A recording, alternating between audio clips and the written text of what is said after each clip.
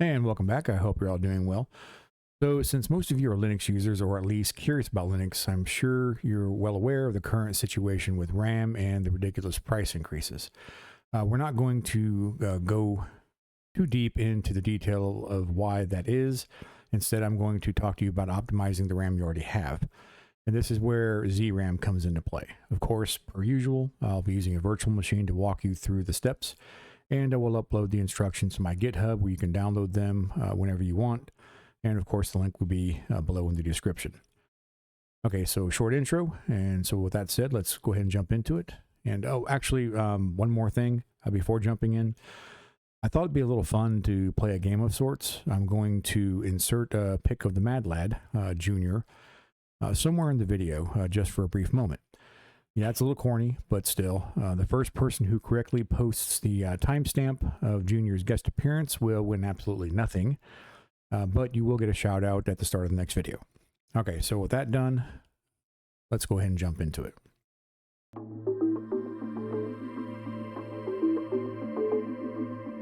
All right, for those of you old timers, you likely already know most of this, but for you newer folks, let's talk about ZRAM. So what exactly is it? Well, in simple terms, ZRAM is a way for Linux to squeeze more out of the RAM you already have installed. Now, keep in mind, ZRAM does not give you more RAM. It gives you better memory utilization. For a more technical explanation, ZRAM is a virtual block device that lives entirely in your system's RAM. And remember that a block device is something the operating system can write data to in chunks, things like your SSD, your hard drive, or even a USB thumb drive. Basically, Linux can create a virtual disk inside of the RAM and use it like a swap. Of course, the data is compressed, which is one of the benefits of having ZRAM active, which we'll get into a little later.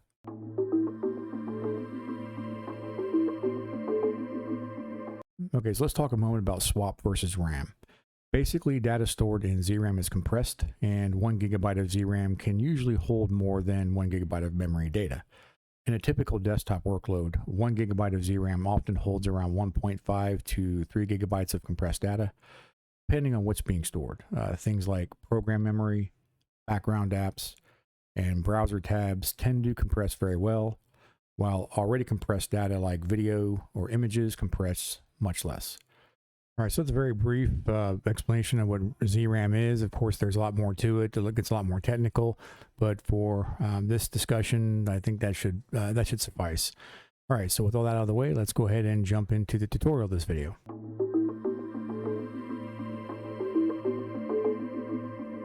At this point, you might be wondering if ZRAM is something you need to install and configure yourself, or is it already active and running?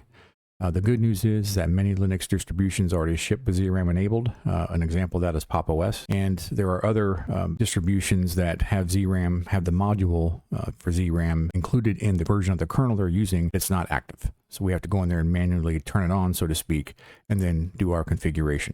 All right, so we need to go ahead and check and see if we do have ZRAM enabled. Now I have an instance of Linux Mint up and running, as you can see, through boxes. So let's go and open up a terminal. Now, for the sake of demonstration, I have enlarged the font in the terminal so everyone can see it a little bit better, especially if you're following along. Let's go ahead and expand the size of this terminal window out a little bit. It's a little laggy because I am on a virtual machine. All right. The first thing we want to do is go ahead and check and see if it is active. And to do that, we're going to do an lsblk. And you can see we do not. We have SDA, we have SR0, but no ZRAM. So we're going to solve that problem in the next couple of steps. All right, so step one, let's go ahead and do a sudo apt update.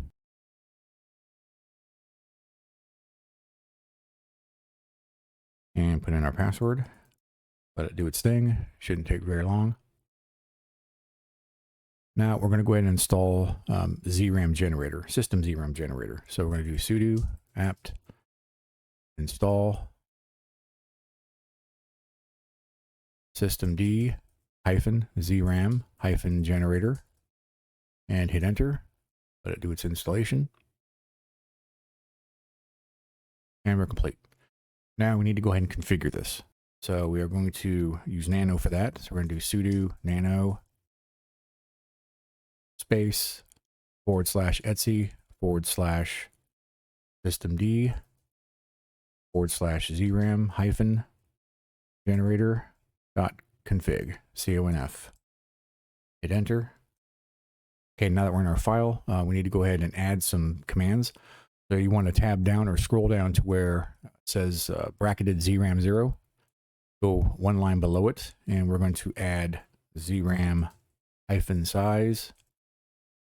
And then we're going to put a space, equal sign, a space, the word RAM, lowercase, space, / and then a 4 or 2. Now, this is the RAM represents the total number of physical RAM in gigabytes that you have in your machine. This virtual machine has 16 gigabytes. So by dividing by 4, I'm dedicating 25% of my physical RAM to ZRAM. If I were to divide by 2, it would be 8 gigabytes dedicated to ZRAM.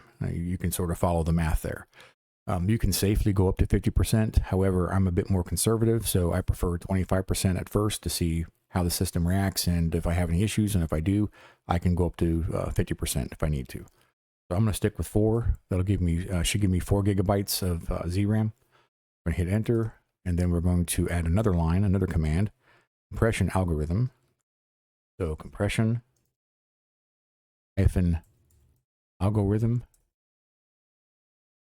space equals space ZSTD, and that's it. So going to enter, and then I'm going to, we are going to X out. So Control X, hit Y for yes, save it, and hit enter, and we're good to go. Let's go ahead and clear this out so we can see better. Clear. All right, now we need to restart the daemon. So we're going to do sudo system control systemctl space daemon hyphen re-execute, or reex, REEXEC. Hit enter, and we're good to go there. Now let's do a system control restart. So we're going to do sudo systemctl restart systemd hyphen ZRAM hyphen setup at ZRAM 0, and hit enter. All right, now we should be good to go. Let's go ahead and check our block device, see if we have any ZRAM active and showing up. ls blk, and we do. We have 3.9 gigabytes of swap here. Now the swap file is still active and is still present, as I'll show you here in a second, but we now have 3.9 gigabytes dedicated to ZRAM. Let's do a swap on to show everything. We're going to do a swap on space hyphen and show. All right, so you can see we have 2 gigabytes dedicated to our swap file, which is on the physical drive, and then we have 3.9 gigabytes of ZRAM, which is maintained on the actual physical RAM. You also notice too that the priority here is -2 for the swap file and 100 for the ZRAM. This means that the kernel will prioritize using the ZRAM and then falling back on the swap file as a last resort. And that's it. Now we'll go ahead and move on to configuration. Okay, so let's say you've opened up your terminal and you've done a check on your block devices, lsblk, and you see that you do have, that your current install of Linux does have ZRAM already active, up and running, and you want to make a change to the configuration because you're not quite happy with the performance. Very easy to do. You're just going to sudo nano /etc /systemd ZRAM generator, or ZRAM hyphen generator, and .config. It's opening up the config file that we edited before when we first installed the generator. And here you can come in here and either add these commands. In some cases, you may have to add these commands and then put in the allocation size that you want, or come in here, just modify it as you need to. And then of course, save out of it, and you're good to go. All right, so I hope you found this video helpful. Hope you got some value out of it. And if you did, consider leaving a like. And if you like this type of content and want to learn more about Linux as we go along, please consider subscribing. I'm working towards reaching that 1,000 milestone. Anyway, with that said, thank you for watching, and stay safe out there, and I'll see you in the next video.